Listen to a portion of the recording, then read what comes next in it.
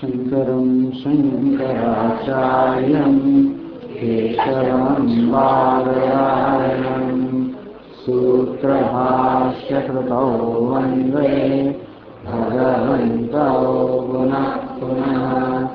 ईश्वरो गुरुरात्मेति मूर्तिभेदविभागिने व्योमवद्व्याप्तदेहाय दक्षिणामूर्तये नमः। सच्चिदानन्दरूपाय कृष्णाय क्लिष्टकारिणे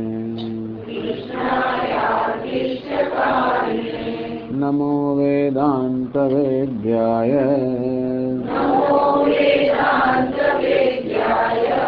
गुरवे बुद्धिसाक्षिणे कृष्णद्वैपायनं व्यासं सर्वलोकहितैरतं वेदाब्जभास्करं वन्दे समाधिनिलयं मुनिम्। सहस्रमूर्तेः पुरुषोत्तमस्य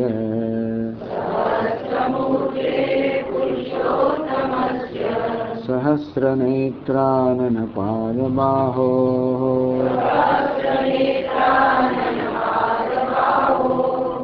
सहस्रनाम्नां स्तवनं प्रशस्तम्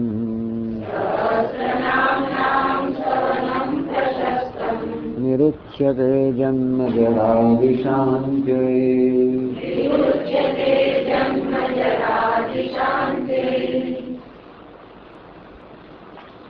उत्तरो गोपतिर्गोप्ता ज्ञानगम्यः पुरातनः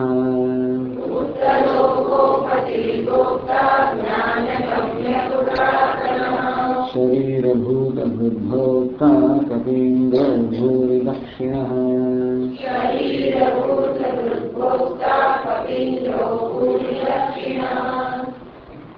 शरीरभूत भूतभोक्ता शरीर ने धारण करनारा के शरीर में बनेलू छे पंचमाभूत एने शरीरभूत के तेषां भरणात् शरीर जेमांथी बनेलू छे ए पंचमाभूत छे एने पण पालन करनारा प्राणरूप थी। तो प्राणी मात्रमा भगवान स्वयं प्राण रूप रहेला छे अने शरीरનું પાલન કરે છે। તો શરીરનું પાલન કરે એટલે શરીર જ્યારે બન્યું છે પંચમહાભૂતનું પાલન થાય। આ રીતે પ્રાણના રૂપમાં રહીને ઈશ્વર પ્રાણી માત્રના દેહના જે પંચમહાભૂત છે એનું પાલન કરવા માટે શરીરભૂતભૃત એને કહેવામાં આવે છે। ભોક્તા પાલકત્વાદ ભોક્તા પરમાનંદ સમોહ સંદોહ સંભોગાદ ભોક્તા પાલકત્વાદ ભોક્તા સમગ્ર જગતનું પાલન કરે ભગવાન માટે ભોગતા છે। પિતામહ જગત માતા ધાતા પિતામહ શરીર પછી ગતિર્ભક્તા પ્રભુસાક્ષી નિવાસ શરણમ સુરત નિવાસ શરણમ સુરત પ્રભવ પ્રલયસ્થાનમ નિધાનમ।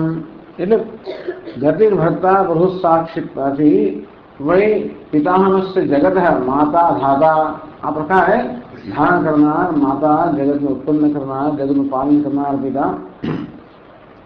ये तो भगवान।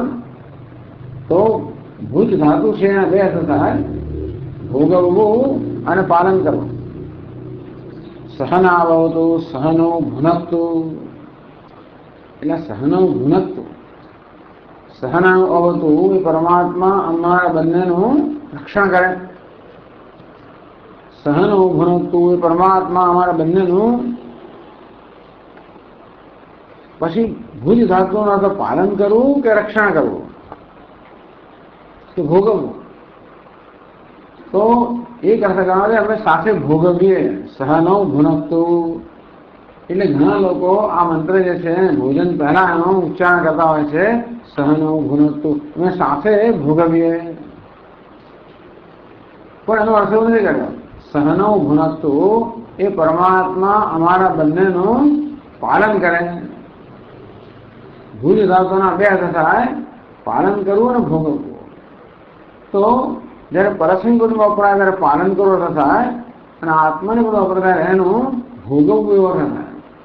સહનો ભુનક્તુ આ પરસ્મય પદ પાલન કરવું અર્થ થવો જોઈએ. એટલા માટે શંકરાચાર્ય મહારાજ કહે કે એ પરમાત્મા અમે બંને ગુરુ શિષ્ય બંનેનું રક્ષણ કરો.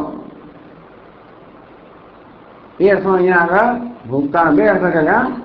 સમગ્ર જગતનું પાલન કરનાર ભોગતા, અને જોડે જોડે પોતાના સ્વરૂપભૂત આનંદને ભોગવવાના કારણે પણ એને ભોગતા કહેવામાં આવ્યો. પછી 162 પાના પર હવે આગળ કહે છે, કપિન્દ્ર એ નામ સમજાવે છે. કપિશ્ચાસૌ ઇન્દ્રશ્ચ ઇતિ કપિન્દ્રઃ કપિઃ વરાહઃ વારાહં વપુરાસ્થિતઃ કપિન્દ્રઃ કપીનાં વાનરાણાં ઇન્દ્રઃ કપીન્દ્રઃ રાઘવો વા. કપિ શબ્દના બે અર્થ કરવામાં આવ્યા. કપિ વરાહ, વરાહને કપિ કહેવામાં આવે છે. આમ તો કપિ એટલે વાનર આપણે જાણીએ છીએ, પણ કપિ શબ્દ વરાહ પણ કરવામાં આવ્યો.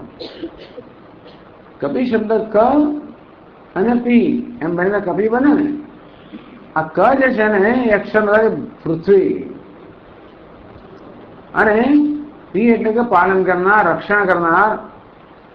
તો ભગવાને પૃથ્વીનું રક્ષણ કરેલું. વરાહ રૂપમાં ભગવાને પૃથ્વીનું રક્ષણ કરેલું. કાત ઉદકા, ક એટલે કે જ પૃથ્વી, ક એટલે જ. કાત ઉદકાત પાતે રક્ષ એટલે કપિ. ક એટલે કે જમાંથી જે રક્ષણ કરે છે પૃથ્વીનું એને કપિ કહેવાય. તો ભગવાને વરાહ રૂપમાં આ પૃથ્વીનું જળમાંથી રક્ષણ કરેલું. પેલું હિરણ્યાક્ષ મોડો અસુર હતો, એ પૃથ્વી લઈને રસાદામાં જતો રહ્યો હતો. તો ભગવાને વરાહ રૂપ લીધું, ત્યાં ગયા, યુદ્ધ કરીને પૃથ્વીનું રક્ષણ કર્યું. એટલે કપિનો અર્થ વરાહ કરવામાં. ક એટલે જળ અને પી એટલે પાલન કરનાર. જળમાંથી પૃથ્વીને પાલન કરનાર, રક્ષણ કરનાર, ઉદ્ધાર કરનાર એને કપિ એટલે વરાહ. કપિશ્ચાસો ઇન્દ્રશ્ચ, જે કપિ પણ છે ઇન્દ્ર પણ. ઇન્દ્ર પરમેશ્વર પણ છે, જે વરાહ પણ છે અને પરમેશ્વર છે. એટલે કે વરાહ રૂપમાં રહેલો ઈશ્વર પરમાત્મા એનું નામ છે કપિન્દ્ર. એટલે વારાહમ વપુઃ આસ્થિત. વરાહનું શરીર દેહ જેને ધારણ કર્યો છે એ ભગવાનને કપિન્દ્ર કહેવાય. અથવા કપિ શબ્દનો અર્થ તો પ્રચલિત વાનર. કપિનામ વાનરાણામ ઇન્દ્ર ઈશ્વર. તો ઇન્દ્ર શબ્દ અર્થ કર્યો સર્વશ્રેષ્ઠ કે ઈશ્વર. આ બધા વાનર ઈશ્વર છે. વાનર શ્રેષ્ઠ, વાનર ઈશ્વર છે, વાનરનો સ્વામી છે. એટલે રામચંદ્રના રૂપમાં ભગવાન બધા વાનરોના સ્વામી છે. એ રીતે કપિન્દ્ર એટલે ભગવાન રામચંદ્રજી એવો અર્થ કર્યો.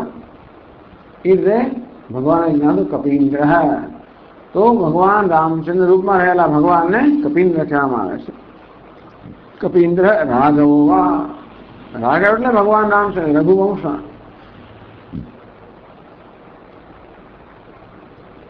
અને આ શ્લોકમાં છેલ્લું છે ભૂરી દક્ષિણા. એ શબ્દ સમજાવે છે. ભૂરયઃ બહ્વ્યઃ યજ્ઞ દક્ષિણાઃ ધર્મ મર્યાદાં દર્શયતઃ યજ્ઞં કુર્વતો વિદ્યન્તે ઇતિ ભૂરિ દક્ષિણઃ. ભૂરી એટલે પુષ્કળ, દક્ષિણ દક્ષિણા. ભૂરયઃ બહ્વ્યઃ યજ્ઞ દક્ષિણાઃ દર્શયતઃ.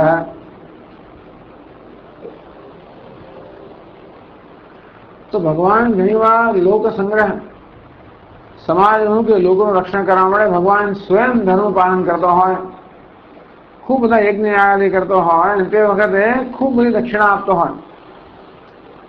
એને ધર્મ મર્યાદામ દર્શયતઃ. ધર્મની મર્યાદા જે છે એ મર્યાદાનું દર્શન કરાતા કે મર્યાદા પાલન કરતા. એટલે કહેવાનો ભાવ એ છે કે લોકો ધર્મનું આચરણ કરે એ માટે જે નેતા હોય એને પણ ધર્મનું આચરણ કરવું જોઈએ. કારણ કે એ નિરાચર શ્રેષ્ઠ તત્વદેવે તરોજન.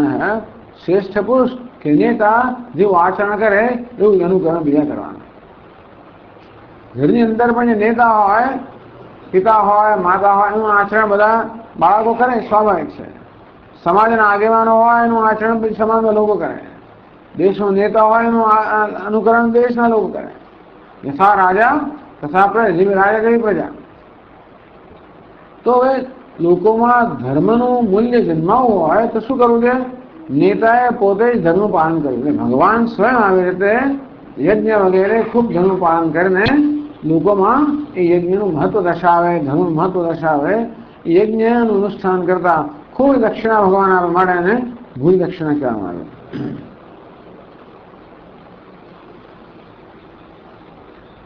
આ પ્રમાણે 66મો શ્લોક પૂરો થયો. 67મા શ્લોકમાં કહે છે સોમકો મૃતપસ્સો સોમ પુરુજિત પુરુષોત્તમ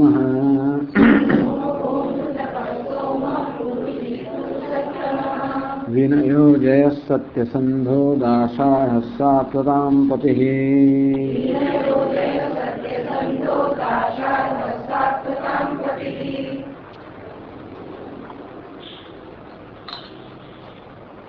વિનયો જય સત્વસંધો ને વિનયો જય સત્વસંધો એ વિસર્ગ છે ને, ઉચ્ચાર સકાર થાય. વિનયો જય સત્વસંધો દાસાઢ સાત્વતામ પતિ.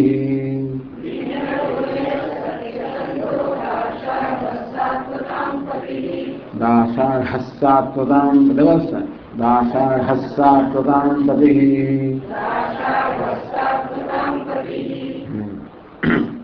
બંને જગ્યાએ ઈશ્વરનો ઉચ્ચાર સકાર જેવો થાય. અહીં પછી સ આવે છે. વિસર્ગ પછી સકાર આવે છે માટે વિસર્ગનો ઉચ્ચાર પણ સકાર થાય. સોમપહ, સોમનું પાન કરે છે એને સોમપ કહેવાય. એ શબ્દ સમજાવે છે. સોમં પિબતે સર્વયજ્ઞેષુ યષ્ટવ્ય દેવતા રૂપેણ ઇતિ સોમપઃ ધર્મમર્યાદાં દર્શયન યજમાનરૂપેણ વા સોમપઃ.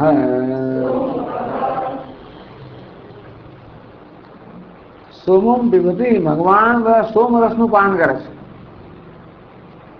કેવી રીતે? યષ્ટવ્ય દેવતા રૂપેણ અહમ સર્વયજ્ઞાનામ ભોક્તા ચ પ્રભુરેવ ચ. ભગવાન શું કે હું જ બધા યજ્ઞનો ભોગવનાર છું. આમ તો આપણે જ્યારે યજ્ઞ કરીએ ત્યારે દેવતાને આહુતિ આપીએ, સોમયાગ કરીએ ત્યારે સોમરસની આહુતિ આપવામાં આવે.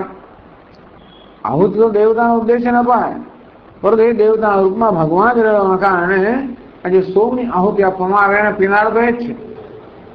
એટલે કે છે કે સર્વયજ્ઞેષુ યષ્ટવ્ય દેવતા રૂપેણ.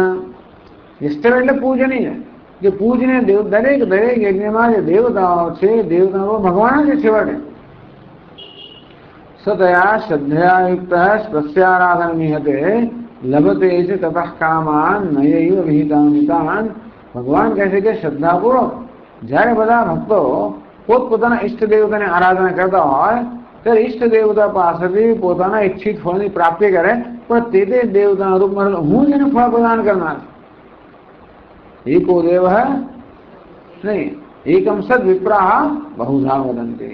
વાસ્તવમાં જેને ઇન્દ્ર વરુણ જે કહેવામાં આવે વાસ્તવમાં એક જ પરમાત્મા છે. અને તેથી એ દેવતાના રૂપમાં પરમાત્મા બધી આહુતિ ભોગવતા હોય છે. અને એની આ સોમરસની આહુતિ આપવામાં આવે તે પીને કોણ? તો દેવતાના રૂપમાં રહેલો પરમાત્મા તે મળે એને સોમપ કહેવામાં આવ્યો. અથવા ધર્મ મર્યાદામ દર્શન યજમાન રૂપેણ વા સોમપ. તો ભગવાન જયારે જયારે અવતાર લે ત્યારે સ્વયં પછી ખૂબ યજ્ઞો કરે અને સોમયાગ કરે ત્યારે પછી યજમાન છે ને યજ્ઞ થયા પછી જે વધે એને પ્રસાદ કહેવામાં. દેવતાને આહુતિ આપ્યા પછી જે વધે એને પ્રસાદ, એ પ્રસાદ તો બીજાએ લેવાનો હોય, યજમાન કરે. એટલે સોમરસની આહુતિ પણ અપાવી હોય તો આહુતિ આપ્યા પછી જે વધ્યું હોય એમાંથી પછી યજમાન પણ પાન કરે. એટલે ભગવાન કહે છે, એટલે અહીંયા કહે છે કે જ્યારે ભગવાન પોતે પણ હવે જે યજમાન રૂપ લઈને ઘણા બધા સોમયાગ કરતા હોય ત્યારે એ પોતે પણ સોમનું પાન કરે, યજમાનનું કરે. ધર્મ મર્યાદામ દર્શન, કે ધર્મની મર્યાદા છે કે જે દેવતાઓને આપ્યા પછી બાકી રહે એ પ્રસાદ કહેવાય. એ પ્રસાદ આપણે આરોગવો જોઈએ. પ્રસાદ ના આરોગવો તો ઘણી બધી મુશ્કેલીઓ થાય. સત્યનારાયણની કથા તો સાંભળે છે કે પ્રસાદ ના આરોગે તો શું થાય. એક તો પ્રસાદનો પ્રસાદ જાય અને ઉપરની બાજુ શું થાય. શું કામ કોઈ પ્રસાદ નાખે, શીરો વધુ શું કામ નાખે, પણ છતાં કોઈ કારણ એવી મતી સૂજે અનાદર કરવાની. કોણ તારો દેવતા માને દેખાવ છોડ. તો એની શું હાલત થાય છે. એટલે લોકો આ પ્રકારે પ્રસાદનો ધર્મનો અનાદર ના કરે. ભગવાન સ્વયં એ પ્રકારનું આચરણ કરે. ભગવાન સ્વયં પ્રસાદ આરોગે, સોમના રૂપમાં સોમપાન કરે. જે જેવું કરવું જોઈએ એ પ્રકારની એક જે શિષ્ટાચાર છે એ શિષ્ટાચાર એ સ્થાપિત થાય. એટલા માટે શિષ્ટ લોકોના આચારનું પ્રમાણ કરવામાં આવે. અમુક સંજોગોમાં શું કરવું એમાં જો આપણે નક્કી ન કરી શકતા હોય કે આમાં શું કરવું, તો શિષ્ટ લોકો જે છે એ કેવું આચરણ કરે છે એ પ્રમાણે જોઈએ આપણે એવું આચરણ કરીએ અને શિષ્ટાચાર કરાવે. તો શિષ્ટના રૂપમાં ભગવાન આ પ્રકારનો આચાર કરતા હોય છે. સોમ અમૃતનું પાન કરનાર પાછળ એ પણ સમજાવે છે.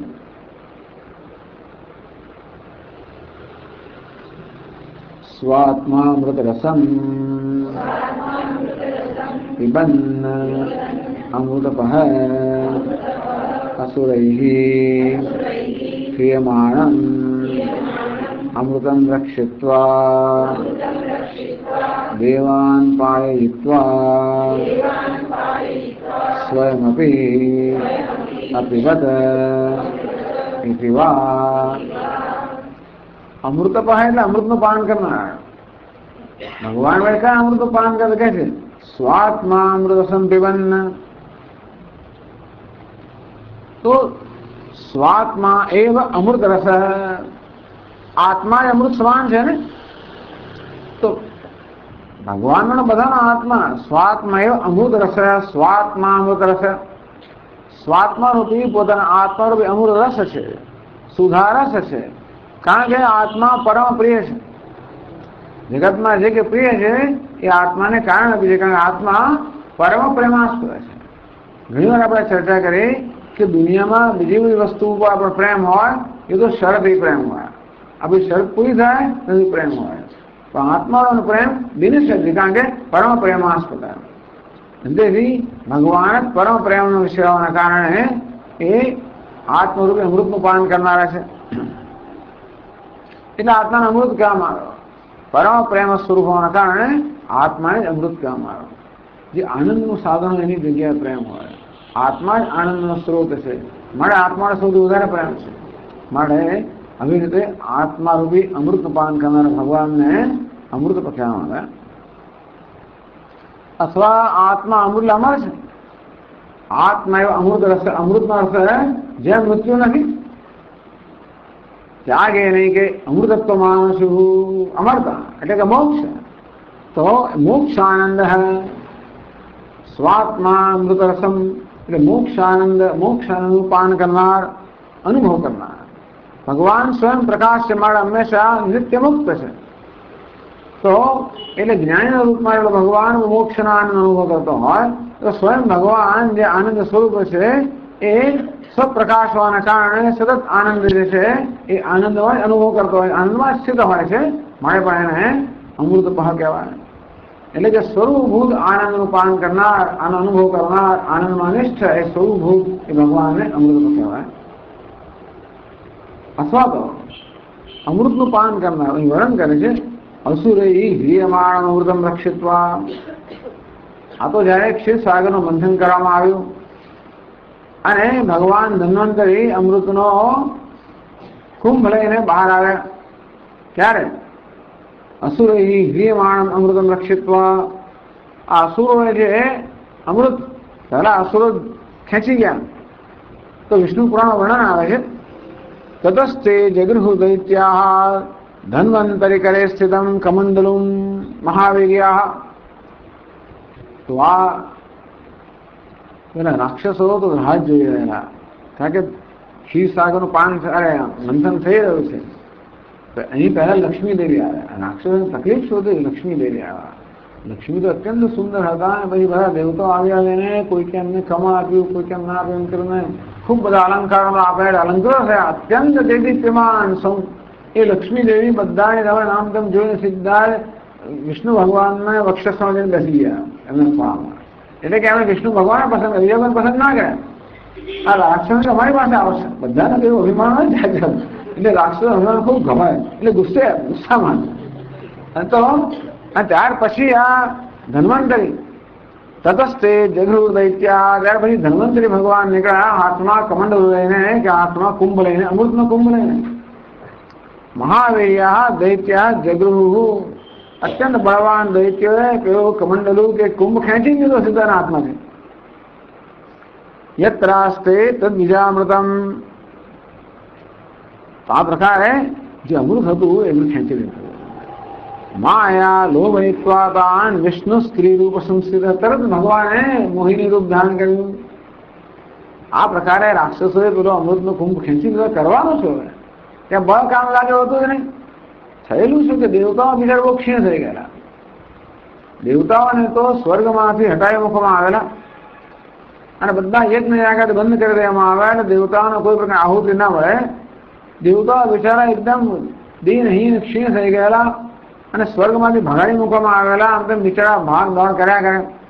એટલે દેવતાની માતા આદિત્યએ ભગવાનની આરાધના કરી, મોટું વ્રત કર્યું, કયો વ્રત કર્યું, 12 દિવસ ભગવાન પ્રસન્ન થયા અને કહ્યું કે હું નહીં, પછી એ વખત નહીં, પછી તો દેવતાઓ ભગવાન વિષ્ણુ પાસે ગયા. વિષ્ણુ ભગવાને એમને પછી સલાહ આપી કે ભાઈ તમે જાઓ દાનવો પાસે અને સુલેહ કરાવો, કહે તમારે વિકાસ નહીં થાય, એ માટે એમની મદદ લો અને ક્ષીર સમુદ્ર છે મંથન કરો, અમૃત નીકળશે. એ કેમ બધું કરવું એ બધું તમને કહું છું, પછી શું કર્યું પણ હું તમને કહીશ. એટલે તમે ચિંતા, અમૃત નીકળશે પેલા એ લોકો લઈ જશે, દેવતા કહે છે અમૃત તો નીકળશે તો એ લઈ જશે ને, એની ચિંતા તમે ના કરો. એટલે બડો પાઠ ભણાવી રાખ્યો દેવતા ભગવાન. અમૃત કરવા માટે કઈ કઈ બધી ઔષધિ હોય ને બધી ઔષધિ નાખવામાં આવે, પછી મંથન કરવામાં આવે. છેવટે અમૃત આવે છે નીકળ્યું. બધું દૈત્યો તૈયાર જ હતા, એમને ભલે કહેલું કે આપણે ભાગ રાખીશું, બધાએ પોતપોતાની ગણતરી કરી રાખેલી.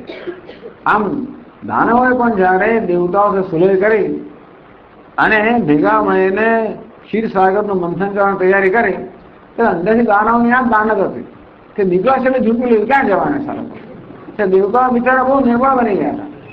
દેવતાઓને પણ ચિંતા હતી. ત્યારે વિષ્ણુ તમે ચિંતા ના કરો, એ વાત હું એ દરકાર હું કરી લઈશ. જેવું ધાર્યું તેવું થયું છું, દેવતાઓ જૂઠું લીધું. એટલે બહુથી કામ દેવતાઓને કોઈ શક્તિ નથી, કળથી જ કામ લેવું. માયા લોભયિત્વાદાન વિષ્ણુ સ્ત્રી રૂપ સંસ્થિત, ભગવાન વિષ્ણુ સ્ત્રી રૂપમાં રહેલા હતા, એટલે કે મોહિના રૂપમાં. પછી માયા લોભયિત્વાદાન, લોકોને માયાથી બધાને લુબ્ધ કર્યા, લોભાયમાન કર્યા, અમૃત ભૂલી ગયા, આના તરફ લોભાયમાન થયા. દાનવેભ્ય સ્થળાદાય દેવેભ્ય પ્રદો પ્રભુ, એનો લાભ લઈને દાનવ પાસે ધીમે રહીને સિફતથી પેલો કુંભ લઈ લેવામાં આવ્યો, એનો દેવોને આપી દીધો. તથા પપુ સુરગણા શક્રાદ્યા તત્તદામૃતમ, ત્યાર પછી ઇન્દ્ર વગેરે દેવતા હોય અમૃતનું પાન કર્યું. આવું વર્ણન છે વિષ્ણુ પુરાણમાં, સંક્ષેપમાં વર્ણન છે. કોઈ લાંબુ થોડો વર્ણન નથી કે દેવતાઓ ભાગી ગયા, દેવતા તો કુંભ લઈને ભાગી ગયા. દાનવ દેવતાઓની પાછળ પડ્યા, તો દાનવ ભાગે તો દેવતાઓનો હિસાબ નથી. એ દાનવ જે 4 જગ્યા પછી વિશ્રામ લીધો, ત્યાં કુંભમાં થોડા પેલા અમૃતના છાંટા પડ્યા, ત્યાં તો કુંભ ભરાય છે. એ પ્રકારની આપણી એવી પ્રથા છે. તો છેવટે મોહિની અમને રસ્તામાં મળ્યા, અને પછી એ લોકોને મોહિત કર્યા અને કહ્યું કે તમે આવો, ચિંતા ના કરો, હું બધાને અમૃત આપીશ. પાછા લઈ આવ્યા બધાને, તમે પંગતમાં બેસાડી દીધા દેવતા અને વગેરે વગેરે એમ કરીને, પણ દેવતાઓને બધું પીવડાવી છેવટે. એટલે છળ કપટની અંદર પણ ભગવાન છેવટે જીવતમ છલતાવસ્મી, છળ કરનારામાં ભાઈ નિષ્ણાત છે. વામન રૂપ આવીને છળ કર્યું અને બલિરાજને છળી ગયા રીતસર. કોઈ પ્રકારે સંકોચ વગર 3 પગલા જમીન માંગી તો માંગી, પણ વામન રૂપમાં માંગેલી. તો વિરાટ સેને આપવાનો આપણે તો એવું કોન્ટ્રાક્ટ નતો, એવું કઈ અમે સમજ નહોતી. વામન રૂપમાં 3 પગલા જમીન. વિરાટ સેને પછી એમણે જે પેલું વચન આપ્યું કે સંકલ્પ કર્યો એ વિરાટના રૂપમાં પછી અમે પાલન કર્યું. તો ખોટી વાત છે, કાયદેસર નથી. છતાં પણ એવું કરે. આ એ કાયદેસર નથી, પણ તો કર્યું. કારણ કે તો જ પછી આ બધા દાનવો રૂપી જાય મહાબળ એમના પર, તો જ આપણે એને જીતી શકીએ, બાકી ના જીતી શકીએ. ભગવાન જે કરે બરોબર જ કહેવાય. આપણે નહીં કરવાનું બધું, પણ ભગવાન કરે બરોબર. કે ભગવાન કર્મ એટલે દાતા છે, બધાને એમના કર્મ અનુરૂપ ફળ આપવાનો એમનો ધર્મ છે. તેથી જે લોકોને જે પ્રકારનું ફળ મળવું જોઈએ એ મળે. આ દાનોને આવું મળવાનું હશે તો એમને કેવું. તેથી દરેકને પોતાના કર્મનું ફળ મળે એ પ્રકારના જે યોગ્ય સંજોગ ઉભા કરે ભગવાનનું જ કામ છે. કર્મનું ફળ આપવાનું એટલે કર્મનું ફળ પ્રાપ્ત કરવા યોગ્ય સંજોગ ઉભા કરવા એ બધાનું જ કામ છે. એટલે મોહિરૂપ જે કે રૂપમાં સંજોગ ઉભા કરે જેથી આ દાનવોને પોતાના કર્મનું ફળ મળે. કે કર્ણ એના કર્મનું ફળ મળે, દુર્યોધન એના કર્મનું ફળ મળે, પેલા એના કર્મનું ફળ મળે. આમ કેમ કર્યું? કર્મફળ દાતા છે, એને કર્મનું ફળ મળવાની આ રીત છે. આ પ્રકારે મૃત્યુ નિશ્ચિત થયું છે, આ પ્રકારે એને કર્મફળ મળવાનું છે. તો કર્મફળ દાતા હોવાના કારણે એને પણ યોગ્ય સંજોગો ઉપસ્થિત કરવા એનું કામ છે. પોતાનું કામ ના કરે તો ભગવાન કેમ કહેવાય? હું તો બધું કામ કરું છું, મારે કઈ જરૂર નથી, છતાં હું કામ કરું છું. ઘણી લોકો મને કઈ પ્રાપ્ત કરે વર્ત એવો છે કે છતાં હું હંમેશા પ્રવૃત્ત હોઉં છું. ભગવાન પોતાનું કામ કર્યા કરતા હોય છે. અહીં આવું કર્યું મોહિની રૂપમાં આવે ને પેલા લોભાયમાન કરીને પેલી મજા આપી દે. દેવાન પાયિત્વા સ્વયં અભિબત એવી દેવતાને પેલો પોતે એનું પાન કર્યું માટે એમને અમૃત પર કહેવામાં આવે. અમૃતનું પાન કરનાર એટલે અમૃત શબ્દ આપણે પેલું દેવતાનું અમૃત કરીએ તો એનું પાન આ રીતે થયું. અમૃત શબ્દ આપણે મોક્ષ કરીએ, આનંદ કરીએ કે પ્રેમ કરીએ તો એ સ્વરૂપ ભગવાન હોવાના કારણે સતત એમાં નિષ્ઠ છે, પાન કરી રહ્યા છે. ત્યાં પાન કરવું એટલે અનુભવ કરવો નહીં, એમાં નિષ્ઠ હોવ, એ સ્વરૂપ ભૂલ હોવ. પછી સોમહ ભગવાન નામ છે, સમજાવે છે.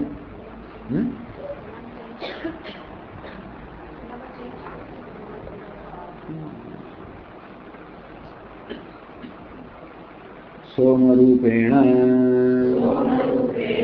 ओषधिः पोषयन् सोमः उमया सहितः शिवो वा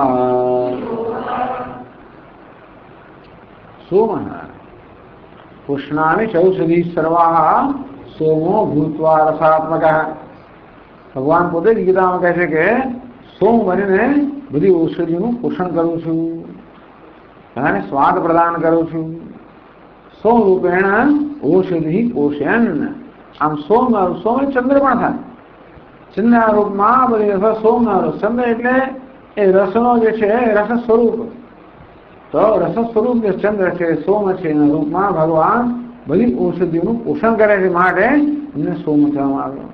એટલે આ સોમ જે ચંદ્ર એ ભગવાન જ છે. અથવા સોમ એટલે સિદ્ધાંત, રસનો સિદ્ધાંત જે દ્વારા બધી ઔષધિનું પોષણ થાય છે. એટલે તદરૂપેણ અવસ્થિત. ખરેખર ચંદ્રમાં ભગવાનની વિભૂતિ છે, પણ વિભૂતિ રૂપમાં ભગવાન છે એ રીતે પણ ભગવાનની સ્તુતિ થઈ શકે. અથવા બીજો અર્થ કર્યો સોમ સ અને ઉમા એટલે ઉમા સહિત એને વર્તતે સોમ ઉમયા સહિત અને ઉમયા સહિત વર્તતે સોમ. સ અને ઉમા બે શબ્દ મળીને સોમ થાય. એટલે ઉમયા સહિત શિવો વા એટલા જ માટે સોમ નામ છે એ શિવજીનું પણ છે. સોમ ચંદ્ર પણ કરો સોમ શેખર. ચંદ્રમાં એમના શેખર શિખા છે એમને સોમશેખર ભગવાન શિવજી સોમ ઉમા સહિતના છે માટે પણ એમને સોમ કહેવાય. એટલે આમાં ભાઈ વિષ્ણુ ભગવાન નામમાં શિવજી પણ આવી જાય અને શિવજી નામમાં વિષ્ણુ પણ આવી જાય, એવું ગડબડ થઈ જાય છે. આ લોકો નામ બનાવવા વખતે ધ્યાન નથી આપતા કે આ શિવજી નામ ને ક્યાં આવી ગયું. પણ શિવ રૂપત્વમ વિષ્ણુ પુરાણ દર્શિતમ, તો વિષ્ણુ પુરાણ બતાવ્યું છે કે ભગવાન શિવ સૃષ્ટિ સ્થિત્યંતકારિણી બ્રહ્મ વિષ્ણુ શિવાત્મિકામ સસંજ્ઞામ યાદ ભગવાન એક એવ જનાર્દન. એ ભગવાન જનાર્દન એક જ છે જે સૃષ્ટિ સ્થિતિ અંતકારિણી બ્રહ્મ વિષ્ણુ શિવાત્મિકામ સંજ્ઞામ યાતિ. એ ભગવાન જનાર્દન જગતનું સર્જન કરતી વખતે બ્રહ્મા એ પ્રકારનું નામ પ્રાપ્ત કરે છે, પાલન કરતી વખતે વિષ્ણુ સંહાર કરતી વખતે શિવ નામ પ્રાપ્ત કરે છે. તેથી આજે ભગવાન શિવ જે શિવના રૂપમાં છે, ભગવાન જનાર્દન જ છે. ભગવાન વિષ્ણુ કે જનાર્દન શિવના રૂપમાં છે, બીજા કોઈ નથી. અથવા ઉમા, તો ઉમા સહ વર્તતે સોમ. આપણે કેનોપનિષદમાં કથા આવે છે કે ભગવાન ત્યાં દેવતાઓની સમક્ષ યક્ષના રૂપ પ્રગટ થાય છે. પહેલા અગ્નિ દેવતા ગયા, પછી વાયુ દેવતા ગયા, પછી ઇન્દ્ર દેવતા ગયા, અને પછી તો ભગવાન અદૃશ્ય થઈ ગયા. અને ઇન્દ્ર દેવતાએ પ્રાર્થના કરી તો જે સ્થળે ભગવાન અદૃશ્ય થયેલા ત્યાં આગળ ઉમા હૈમવતી અત્યંત એટલે સુંદર બધા સુવર્ણના રત્નોમાં સુવર્ણના અલંકારોમાં જણાયેલી દેવી ત્યાં આગળ પ્રગટ થઈ. બ્રહ્મ વિદ્યા એટલે ઉમાને કહેવાય બ્રહ્મ વિદ્યા પણ થાય. ઉમા બ્રહ્મ વિદ્યા તયા સહ વર્તતે. ઉમા એટલે બ્રહ્મ વિદ્યા, એ બ્રહ્મ વિદ્યા સહ વર્તતે. તો બ્રહ્મ વિદ્યા સાથે રહેલા છે ભગવાનને પણ સોમ કહેવાય. શ્રી ભગવાન, શ્રી એટલે બ્રહ્મ વિદ્યા સહિતના ભગવાન, તેમ સોમ એટલે ઉમા અર્થાત બ્રહ્મ વિદ્યા સહિતના ભગવાન. બ્રહ્મ વિદ્યા તો એમને કારણ કે ભગવાન વિદ્યા ધરાવનારા છે, વિદ્યાનું સ્વરૂપ જ છે, મારાનું નામ સોમ છે. સોમપો મૃત્વ સોમ પુરુજિત એ નામ સમજાવે છે. પુરુ બહુ જયતે ઇતિ પુરુજિત. પુરુ શબ્દનો અર્થ બહુ કરવામાં આવે, થાય જ છે. પુરુન બહુન શત્રુન જયતી, ખૂબ બધા શત્રુઓ પર વિજય પ્રાપ્ત કરે છે. ભગવાનને પુરુજિત કહેવામાં આવે. આખો બીજો અર્થ સમજા એટલે બસ શત્રુઓ પર વિજય પ્રાપ્ત કરે છે. ભગવાન નામ છે પુરુજિત.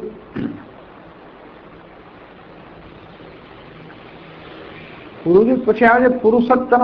એ શબ્દ સમજાવે છે વિશ્વરૂપત્વાत् પુરુઃ ઉત્કૃષ્ટત્વાत् સત્તમઃ પુરુષાસૌ સત્તમશ્ચ ઇતિ પુરુષોત્તમઃ. પુરુ અને સત્તમા આ બે શબ્દો મળીને પુરુષોત્તમ બન્યો. પુરુ એટલે ખૂબ, એટલે જે પૂરો બહુ જે છે જગત રૂપેણ બહુત્વાદ પુરુહુ. આ સમગ્ર જગતના રૂપ ભગવાન પોતે જ ભગવાન જગતના રૂપમાં બહુના રૂપમાં. આ જગત વૈવિધ્યપૂર્ણ જગત, ખૂબ બધા ભિન્ન ભિન્ન પ્રકારના રૂપમાં પ્રગટ થયો છે ભગવાન. એટલે જગતના રૂપમાં પ્રગટ થયેલો ભગવાન એટલે પૂરું બહુ જ વિવિધ. પછી સત્તમ, આ સત શબ્દ છે. સત સત્તર સત્તમ. આ તરા ને તમ પ્રત્યય. તરા એટલે એકથી બીજું ચડિયાતું, તમે એટલે સર્વમાં શ્રેષ્ઠ. આમ સત સત્તમ એટલે કે બધા જે સત છે એમાં તમ એટલે કે શ્રેષ્ઠ, સત્તમ એટલે સર્વશ્રેષ્ઠ. પુરુષાસૌ સત્તમશ્ચેતિ પુરુષોત્તમ. જે વિશ્વ પણ છે, વિશ્વના રૂપ બહુ છે અને સર્વશ્રેષ્ઠ છે. મારા ભગવાનને તો પુરુષોત્તમ કહેવામાં આવે.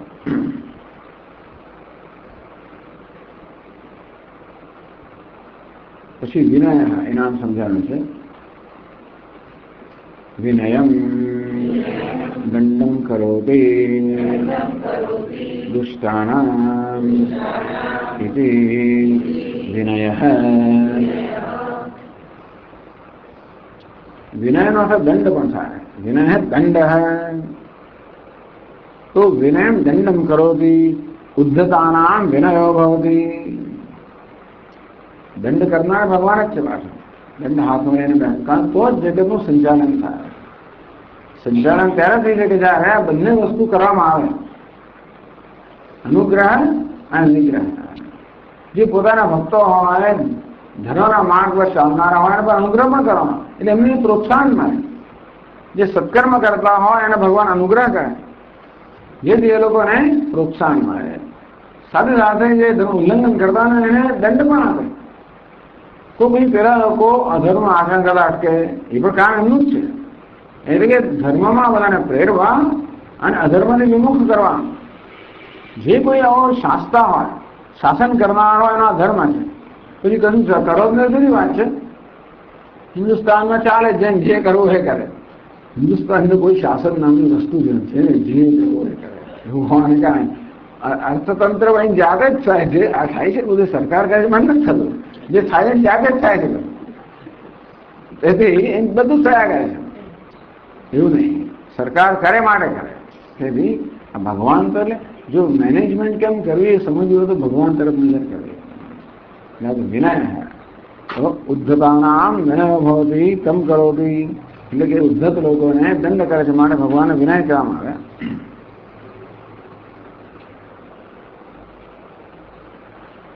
દંડમ દમમ ઇત્યર્થઃ. ઉદ્ધતાનામ પ્રજાનામ અનૌદ્ધત્ય હેતુમ દંડમ કુર્વન. તો બસ આ રીતે ભગવાન દંડ પણ બોલે. દંડો દમયતામસ્મી. ભગવાન 10મા અધ્યાયમાં કહ્યું દમન કરનારો હું દંડ છું. તો વિનયનો અર્થ તો આમ વિનય થવો જોઈએ, પણ વિનય એટલે વિનય લોકોને કરવો, ઘણા વિનીત બનાવવા, વિનયવાળા બનાવવા. તો એ ત્યારે થાય જ્યારે કંઈક ઉપર સત્તા હોય ત્યારે. સત્તા આગળ શાણ પણ નકામું સ્વામી. એટલે બધા લોકો બરાબર દાબમાં છે, દાબમાં રાખવા બધાને. ઉદ્ધત લોકોને હંમેશા દાબમાં ન રાખે તો પછી ઉદ્ધતા વધી જાય. એટલા માટે ભગવાન વિનય છે. ટૂંકમાં એમની ઉદ્ધતાએ દૂર કરવા માટે દંડના રૂપમાં ભગવાન પોતે રહેલા છે.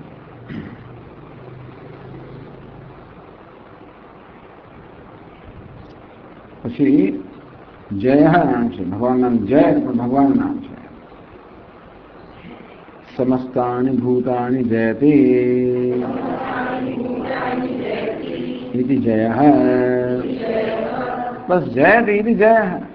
જે વિજય પ્રાપ્ત કરે એને જય કહેવામાં આવે છે. તો બધા પ્રાણીઓ ભગવાન વિજય પ્રાપ્ત કરે છે માટે વિજય પ્રાપ્ત કરો, બધાની ચડિયાતા હોવું. બધા એનું નામ છે ભગવાન. બધા વિજય પ્રાપ્ત કરે છે, બધા ચડિયાતા છે, બધા ઉપર છે માટે ભગવાન નામ જય છે. એટલે જય થી જય. આ જયનો એ કરતા કે વિજય પ્રાપ્ત કરવો એને પણ જય કહેવાય. તો અહીંયા કયા અર્થમાં કહ્યું? અહીંયા કર્તૃવાચક કહ્યું. એટલે જય થી જય. જે વિજય પ્રાપ્ત કરે છે એનું નામ જય. ભગવાન વિજય પ્રાપ્ત કરે છે માટે એનું નામ જય છે. સત્યસંધઃ એ નામ સમજાવે છે. સત્યાસંધા સંકલ્પઃ અસ્યૈતિ સત્યસંધઃ સત્યસંકલ્પઃ ઇતિ શ્રુતેઃ. આ સંધા શબ્દ સંકલ્પ થાય. સત્યા સંધા સંકલ્પઃ અસ્યૈતિ. જેના સંકલ્પ હંમેશા સત્ય જ હોય. સત્ય સંકલ્પ કોને કહે? શાસ્ત્રમાં કહ્યું સત્ય સંકલ્પ. સત્ય કામ સત્ય સંકલ્પ. એવું ભગવાન માટે છાંદોગ્ય ઉપનિષદ કહેવામાં આવ્યું. જેની બધી કામનાઓ સત્ય હોય, જેના બધા સંકલ્પ સત્ય હોય. જેમ સંકલ્પ કરે એમ થાય, નામ સત્ય સંકલ્પ. આ સમગ્ર સર્જન કેવું છે? સંકલ્પનું સર્જન છે ને. એટલે મહાત્માઓ કહે કે દેખો ये भगवान तो शेष शैया पर विराजमान है, लक्ष्मी देवी उनकी चरण की सेवा कर रही है और भगवान कुछ कथा कर रहे हैं. भगवान जैसे बोलते हैं वैसे सर्जन होता रहता है. क्यों? सत्य संकल्प है. तो जेम संकल्प थतो जाए तो सर्जन थतुं ज जाए. और लक्ष्मी हाँ हाँ करती है उसमें. बस ये तो खर लक्ष्मी देवी हाँ होंकारो भणावे. આપણે બોલતો હોંકારો ભણાવવો જોઈએ. બસ કે જીવે પણ આવું થઈ જાય. ભગવાન સંકલ્પ કર્યા કરે અને ભગવાન એ સર્જન કર્યા કરે, હોંકારો ભણ્યા કરો. બસ જે ભગવાનને ગમે છે બરોબર. હા હા આપ્યું તો કે હા, લીધું તો કે હા, માન તો કે હા, અપમાન તો કે હા, જય પરાજય, લાભ ગેરલાભ, માન અપમાન, સુખ દુઃખ, અગવડ સગવડ, તો બહુ છૂટી જઈએ, છૂટા બહુ થઈ જાય. આપણે આ બધાની ચિંતા કરવાની તો બહુ આખો દાડો માથા પર ભારમાં ભરાય. એ ચિંતા ભગવાનને સોંપી, જે કરવું એ કરે. તો આપણે ચિંતા તો નહીં તો દરેકે દરેક પછીની ક્ષણે શું થશે એ ચિંતા રહ્યા કરે. આપણે જરા એમ ઈચ્છીએ કે મારી ઈચ્છા પણ થવું એટલે આપણા સંકલ્પ પણ થવું જોઈએ એવી જયારે આપણે અપેક્ષા રાખતા હોઈએ ત્યારે આપણી જવાબદારી બની જાય. એટલે બીજી ક્ષણે મારા સંકલ્પ થશે કે નહીં એની ધાસ્તી તો રહ્યા, ચિંતા રહ્યા જ કરે. સંકલ્પ રાખવો જ નહીં. ભગવાન જે સંકલ્પ કરે એ ખરો. જો કે એવું બધાને પોસાય નહીં, ગૃહસ્થ લોકોને પોસાય નહીં. આવું સ્વામી એવું કરવા જોઈએ તો કંઈ થાય જ નહીં. આ તો બધા ભક્ત લોકો સાધુ ભાવવા માટે બરોબર સંકલ્પ એ ભગવાને કરવું હોય કરે. ભિક્ષા મળે તો સારું છે, ના મળે તો ઠીક છે, આ મળે તો છે, પેલું મળે જે મળ્યું ખરું. પણ વાસ્તવમાં તો ખરેખર બધા સંકલ્પ કરવાનો તો એ જ છે. અને એના સંકલ્પ સત્ય છે, સર્વજ્ઞ છે, સર્વશક્તિમાન છે અને પૂર્ણ છે. એના સંકલ્પ છે બધાને હિત કરનારા છે. માટે પણ આપણા સત્ય સંકલ્પ ના થાય એ સારું છે. ઘણીવાર લોકોને થાય સ્વામી જે ઈચ્છા કરું પૂરી થાય, ઈચ્છા જ ના કરીશ તું, કારણ કે આપણી ઈચ્છા પૂરી થાય શું થઈ જાય ભગવાનને. આપણી ઈચ્છા પૂરી થાય તો આપણું હિત થાય એવું આપણને ખબર જ નથી ને. એક ભગવાન સર્વજ્ઞ છે એટલું જ નહીં, પરંતુ હંમેશા પરોપકારી છે. એટલે ભગવાન નિસ્વાર્થ સંપૂર્ણ થવાના કારણે એમની જે ઈચ્છા કે સંકલ્પ એ હંમેશા બીજાના હિતમાં જ હોય. તો એ સંકલ્પ બરોબર છે. બાકી ક્યારેક આપણા હિતમાં સંકલ્પ કોઈ બીજાનું હિત થઈ પણ જાય. એટલે ભગવાને સત્ય સંકલ્પ હોય એ યોગ્ય છે. શ્રી દાસારહ એ નામ સમજાવે છે. દાસઃ દાનમ તમ અર્હતે ઇતિ દાસારહ દાસારહ કુલોદ્ભવત્વાદ્વા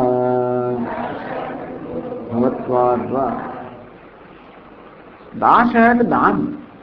દાસ દાનમ તમ અર્હતિ. દાસ તો એટલે દાન, અને જે દાનને યોગ્ય છે ભગવાનને દાસાર કહેવાય. ભગવાન દાનને યોગ્ય છે. વિચાર કરજો, ભગવાન હંમેશા માંગનારો છે. પત્રમ પુષ્પમ ફલમ તોયમ યો મે ભક્ત્યા પ્રયચ્છતિ તદહમ ભક્તિ પ્રહૃતમ અસ્નામિ પ્રયતાત્મા. ભગવાન કે હંમેશા ભૂખ્યો છું, મને આપો કઈ પત્ર પુષ્પ ફલ જળ જે કઈ આપે છે પ્રેમથી આપો. યો મેં ભક્ત્યા પ્રયચ્છતિ, ભક્તિ પૂર્વક આપો. તો મારા ભક્તે જે શુદ્ધ ચિત્તવાળા ભક્તે ભક્તિપૂર્વક આપ્યું એનો આનંદ પ્રેમથી આવો છું. જે આપો હોય ખરું પછી પાંદડું ખાઈ જાય. પત્રમ પુષ્પમ ફલમ તો એમ પાંદડું આપો તો ખાઈ જાય, ફળ આપો તો ખાઈ જાય, ફૂલે ખાઈ જાય. એટલે વિદુરની પત્નીએ તો કેળાના બદલે કે છાલ આપી હતી, ગાણી થઈ ગઈ. કેળાને છાલ આપે એ ખાઈ જાય, એ ગાળા થઈ ગયા. એટલે પ્રસંગે જોઈએ ખરું, ખાવા જોઈએ. દ્રૌપદી બસ મેં કે ખવડાવવા, હવે અત્યારે બધું પૂરું થઈ ગયું, શું ખવડાવ તો કંઈક જો અંદર હશે. એક પાંદડું મળે તો વાગે નહીં, પણ હંમેશા એ માગતા હોય છે. ભગવાન માગે, આશ્ચર્ય માગશે. છાશ આપ, દહીં આપ, દૂધ આપ, મખણ આપ, પાન આપ. એટલે દાન યોગ્ય છે. દાસારહ જે દાન યોગ્ય છે એ ભગવાનને દાસારહ કહેવામાં. ભક્ત કર્તૃકમ તદર્હતિ. ગમે તું ના ને પાછા. દુર્યોધન કો મેવા ત્યાગો સાગ વિદુર ઝડપાઈ. દુર્યોધને ખૂબ બધા મેવા આપ્યા, ત્યાગ કરી દો. ગમે તો ના ને પાછા. પછી અંદરથી બહુ ટણી મળે છે. એટલે ગમે તો ના લે. ભક્ત કર્તૃકમ તદર્હતિ. ભક્ત જયારે પ્રદાન કરે જે આપે લઈ લે પાછા. તો ગમે તે આપે તો ના લે, અને ભક્ત ગમે તે આપે તો પણ લઈ લે. ત્યારે તે ભક્તો માટે દાન કરવા યોગ્ય છે. ભગવાનને દાસારહ કહેવામાં આવે. અથવા દાસારહો નામ યાદવ વિશેષ. એ દાસાર એક યાદવનું નામ હતું. એમના કુળમાં ભગવાન જન્મ માટે પણ દાસાર કુલોદ્ભવત્વાદ્વા. દાસાર નામના યાદવના કુળમાં ભગવાનનો ઉદ્ભવ થવા માટે પણ ભગવાનને દાસારહ કહેવામાં આવ્યા. અને આ શ્લોકમાં છેલ્લે કહે સાત્વતામ પતિ. सात्वतं नाम तंत्रं तत्करोति तदाचष्टे इति निशिकृते कृप्रत्यये निलोपे कृते पदं सात्वत तेषां पतिः योगक्षेमकरः इति सात्वतां पतिः।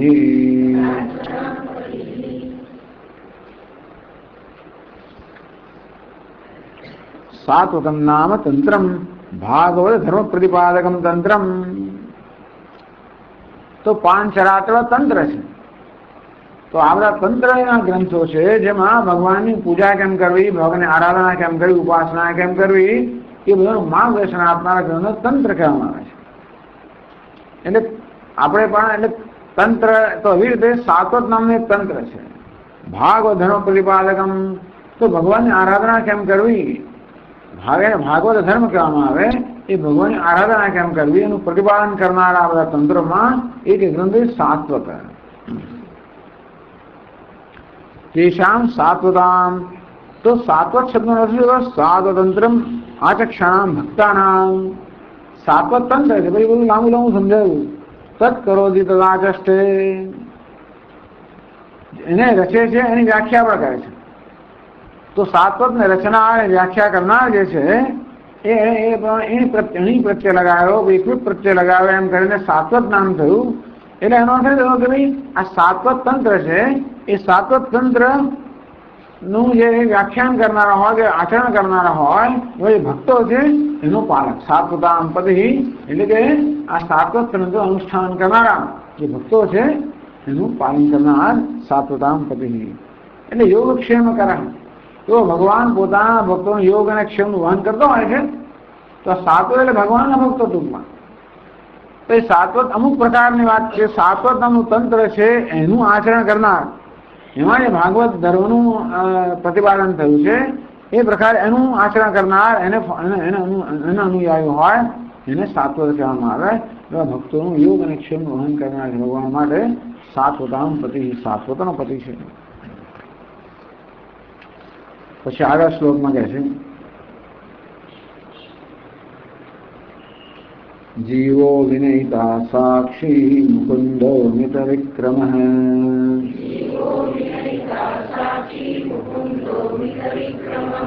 अम्भो निधिर्नन्तात्मा महोदधिशयोऽन्तकः।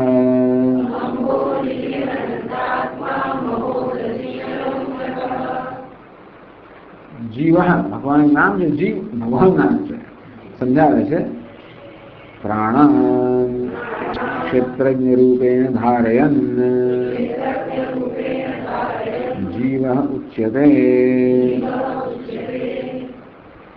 जीवति इति जीवः, एक जीव धातु છે તો પ્રાણ ધારણે, જીવ કોણ છે? પ્રાણને ધારણ કરે ને જીવ કહેવાય। આપણા શરીરમાં ઇન્દ્રિયો છે, જ્ઞાનેન્દ્રિયો છે, કર્મેન્દ્રિયો છે, પંચ પ્રાણ છે, એ બધાને કોણ ધારણ કરે છે? એને ચેતનતા પ્રદાન કરનાર જે છે એને ધારણ કરે છે। ખરેખર તો આત્મા એટલે ચૈતન્ય જે છે એ આ પ્રાણને એટલે શરીરને, ઇન્દ્રિયોને, આ પ્રાણને બધાને એ જ ધારણ કરે છે। ચેતનતા પ્રદાન કરે છે તો જ આ પ્રાણ પોતાના કાર્ય કરી શકે, આ ઇન્દ્રિયો પોતાના કાર્ય કરી શકે। તો ઉપરાંત જીવ રૂપે એટલે જ્યારે જીવાત્મા જન્મ લે ત્યારે પણ પોતાના માટે એક શરીર તૈયાર કરે, પોતાના કર્મ અનુરૂપે શરીર ધારણ કરે અને શરીરમાં પછી આ બધી જ્ઞાનેન્દ્રિયો, કર્મેન્દ્રિયો, પ્રાણ બધું ધારણ કરનાર કોણ છે? પેલું જીવાત્મા। એ જીવાત્મા રૂપમાં છે કોણ? પણ તો ભગવાન જ છે। ક્ષેત્રજ્ઞમ ચાવિમામ વિદ્ધિ સર્વક્ષેત્રેષુ ભારત, બધી ઉપાધિમાં ક્ષેત્રજ્ઞ રૂપમાં પરમાત્મા છે। અને એ રીતે આ બધા ક્ષેત્રજ્ઞ રૂપે, ક્ષેત્ર અર્થાત દરેકના આત્મ રૂપે બધા પ્રાણને એટલે ઇન્દ્રિયોને પંચ પ્રાણને ચેતનતા પ્રદાન કરીને ધારણ કરતો હોવાના કારણે એ ભગવાનને જીવ કહેવામાં આવે। તું તમે તો ટૂંકમાં આપણે આપણે જીવ છે એ રૂપમાં ભગવાન આ બધા પ્રાણને ધારણ કરે છે. વિરાજન દેવતા કોશાંશ સૃષ્ટવા પ્રવિશ્ય અમૂરો મૂઢૈવ વ્યવહરન આસ્તે માયા એવ. આ મુસ્લિમ ઉત્તરતા આપણે ઉપનિષદમાં કહેવામાં આવ્યું કે ભગવાને આ બધું પહેલા સર્જન કર્યું. વિરાજન દેવતા કોશાંશ સૃષ્ટવા, ભગવાને વિરાટ પુરુષને ઉત્પન્ન કર્યો, બધા દેવતાઓને ઉત્પન્ન કર્યા, બધા પંચકોશ ઉત્પન્ન કર્યા. પ્રવિશ્ય મૂઢૈવ અમૂઢ, ખરેખર તો અમૂળ છે. ભગવાન કેવો છે? ખરેખર જ્ઞાન સ્વરૂપ છે, મોહિત થયેલો નથી. પણ એવી રીતે નિત્યમુક્ત જ્ઞાન સ્વરૂપ પરમાત્મા આ બધાનું સર્જન કરીને જાણે મૂળ હોય એ પ્રકારે પ્રવેશ કરે છે. પ્રવેશ કર્યા પછી મૂળ બની જાય છે. ખરેખર કેવો છે? અમૂળ છે. મૂળ એટલે મોહિત છે, અર્થાત અજ્ઞાની છે. ભગવાન ખરેખર જ્ઞાન સ્વરૂપ છે, જ્યાં છતાં જાણે કે મૂળ હોય એવી રીતે આ વિરાટના દેહમાં, દેવતાના દેહમાં આ બધા કોષમાં પ્રવેશ કરે છે. આસ્તે માયા પછી પોતાની માયાથી આ પ્રકારનો વ્યવહાર કરે છે કે હું જીવ છું, હું વિરાટ છું, હું દેવતા છું વગેરે.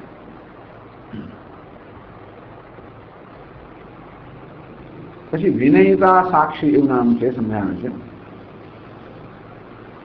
વિનયત્વમ વિનયતા તામ ચ સાક્ષાત પશ્યતે પ્રજાનામ ઇતિ વિનયતા સાક્ષી.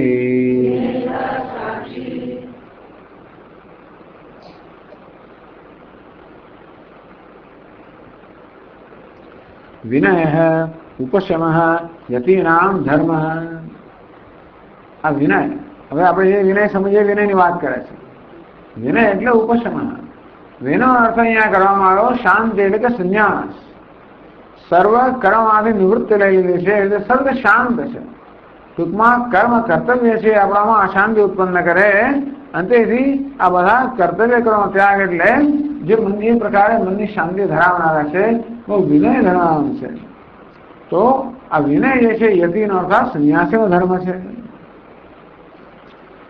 તો આવો વિનય નામનો ધર્મ ધરાવનારો હોય ને વિનય ના કહેવાય. વિનય કોને કહેવાય? વિનય ધરાવનારને વિનય કહેવાય. જેમ માળા ધરાવનારને માળી કહેવાય, સંન્યાસ ધરાવનાર સંન્યાસી કહેવાય, ત્યારે વિનય ધરાવનારને વિનય કહેવાય. તો વિનય એટલે આ પ્રકાર ઉપશમા ક્ષમા એટલે કર્મની નિવૃત્તિ ધરાવનારને વિનય કહેવાય. એટલે સંન્યાસીઓ કે યતિઓ તે શામ ભાવ વિનયતા, તો એમની જે સ્થિતિ છે એને વિનયતા કહેવામાં આવ્યું. તસ્યા સાક્ષી દ્રષ્ટા વિનયતા સાક્ષી, આ પ્રકારના વિનયતા. ટૂંકમાં આવી રીતે જે લોકોએ કર્મનો ત્યાગ કરીને યતિરૂપ કે સંન્યાસ ધારણ કર્યો છે એ બધાનો ભગવાન સાક્ષી છે. કઈ રીતે? જ્ઞાન રૂપ ફલ પ્રદાનાય ઈશ્વર રૂપેણ. આ બધા વિનયતા લોકો છે, વિનય લોકો છે. એટલે વિનયતા ધરાવનારા છે એટલે મુમુક્ષુ. મુમુક્ષુ એને કહેવાય જેને બીજી બધી વસ્તુનો ત્યાગ કરીને જે માત્ર જ્ઞાન માટે જ સમર્પિત છે એને બધું મુમુક્ષુ કહીએ કે જિજ્ઞાસુ કહીએ. તો આ બધાનો સાક્ષી. કઈ રીતે? ભગવાન તો સાક્ષી એ રીતે છે કે એ લોકોને જ્ઞાન ફલ પ્રદાનાય, જો શાસ્ત્રોનું શ્રવણ મનવય કરતા હોય એ લોકોને જ્ઞાન ફળ પ્રદાન કરનાર ભગવાન વિનયતા સાક્ષી. એટલે વિનય લોકોનો, સંન્યાસી લોકોનો, યતિ લોકોનો, મુમુક્ષુનો, જિજ્ઞાસુનો સાક્ષી, એમને જ્ઞાન રૂપી ફળ પ્રદાન કરનાર. અથવા સાક્ષી ગુરુ રૂપેણ અથવા ગુરુના રૂપમાં આવેલો ભગવાન આ બધાનો સાક્ષી છે, અર્થાત એ લોકોને જ્ઞાન પ્રદાન કરનાર છે. માટે ભગવાનને વિનયતા સાક્ષી કહેવામાં આવે.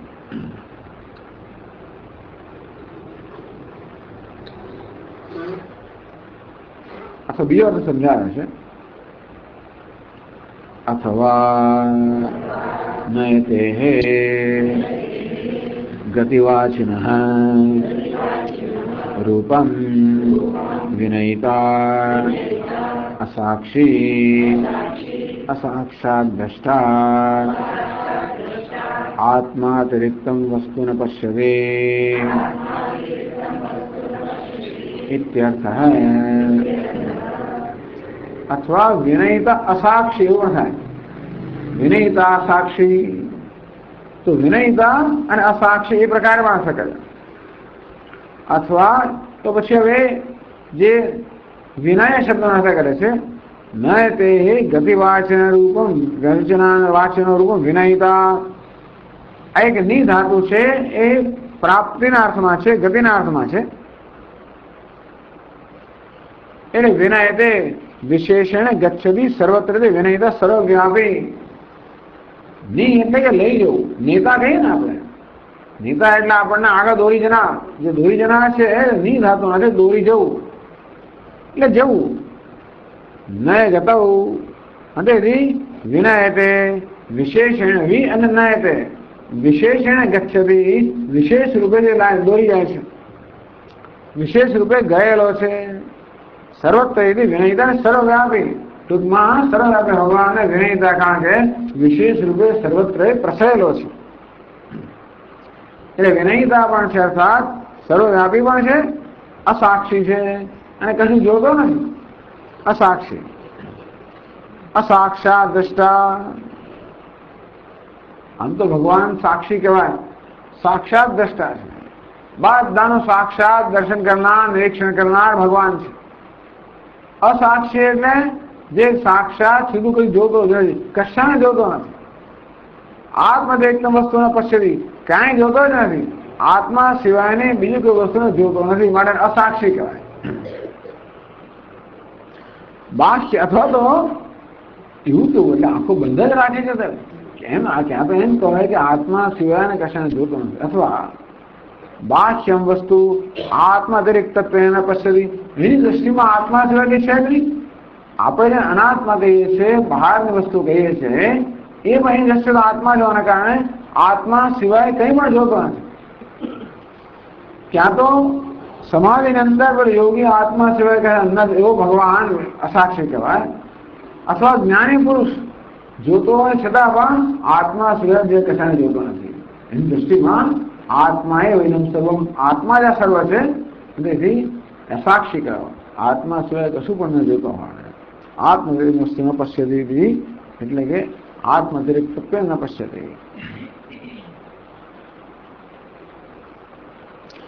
સ્વમાયા સ્વતાદાત્મેન સ્વસ્મિન કલ્પિતમ પશ્યતિ. શું જુએ છે ભગવાન? જુએ કઈ રીતે? પોતાની માયાથી પોતે જે કલ્પના કરી છે એ જ જુએ છે. કલ્પયત્યાત્મનાત્માનમ આત્માદેવ સ્વમાયા સૈવ બુદ્ધ્યતે વેદાન ઇતિ વેદાંત નિશ્ચય. મંડુક કાર્યક્રમ કહ્યું કલ્પયતિ આત્મના આત્માનમ, પોતાના આત્માને જ આ રીતે જગત રૂપમાં કલ્પના કરે છે. આત્મદેવ સ્વમાયા, આત્મદેવ છે પોતાની માયાથી જ આ બધી કલ્પના કરે છે. સૈવ બુદ્ધ્યતે વેદાન, એ પોતે જ પછી બધાનો અનુભવ કરે છે. પોતે બધી કલ્પના કરે જગતના રૂપમાં, પોતે છે ને અનુભવી રહ્યો છે. જેમ સ્વપ્નની અંદર પણ જીવાત્મા પોતાની કલ્પનાથી સ્વપ્નનું જગત સર્જે એ પોતે જ અનુભવે. તે રીતે જેને આપણે જાગૃત કહી છે પણ ભગવાને પોતાની કલ્પનાથી રચેલું છે. સૈવ બુદ્ધ્યતે વેદાન એટલે કે દ્રષ્ટા પણ એ છે, દૃશ્ય પણ એ છે. એટલે વેદાંત નિશ્ચય. એટલે પોતાનામાં જે કલ્પેલું છે એને જ જુએ છે, આત્મરૂપે જુએ છે. અથવા તો સમાધિ દશાની અંદર જે સમાધિસ્થ યોગી હોય એ આત્મા સિવાય કશાને દર્શન કરવાનું, એ પણ અસાક્ષી કહેવાય, અદ્રષ્ટા. અસાક્ષી એટલે અદ્રષ્ટા એવું બતાવ્યું. જે વિનયિતા પણ છે, સર્વવ્યાપી પણ છે અને અસાક્ષી પણ છે, એને વિનયિતા સાક્ષી કહેવાય. એક પાદ નોંધ પર છે અહીંયા सात्वताम पति ही, ये समझाओ गया पाद में सात्व वंशीय यादवों के तो सातों वैष्णव के स्वामी होने से भी भगवान सात्वताम पति है. भगवान सात्वत लोगों पति है. तो आ यादवों पण एक वंश ने सात्वत वंश कहेवाय. એટલે ભગવાનને એ સાત્વત વંશી જે યાદવો છે બધાનો પતિ છે, માટે સાત્વતનો પતિ છે. તો આ સાત્વત એટલે વૈષ્ણવ.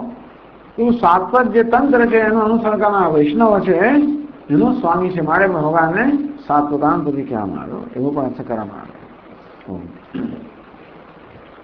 ઓમ પૂર્ણમદ પૂર્ણમિદં પૂર્ણાત પૂર્ણમુદચ્યતે પૂર્ણસ્ય પૂર્ણમાદાય પૂર્ણમેવાવશિષ્યતે शांति शांति शांति। शंकरं शंकराचार्यं केशवं बादरायणं सूत्रभाष्यकृतौ वन्दे भगवन्तौ पुनः पुनः। ईश्वरो गुरुरात्मेति मूर्तिभेदविभागिने व्योमवद्व्याप्तदेहाय दक्षिणामूर्तये नमः। ॐ शान्ति शान्ति शान्तिः। ॐ श्रीगुरुभ्यो नमः। हरिः ओम्।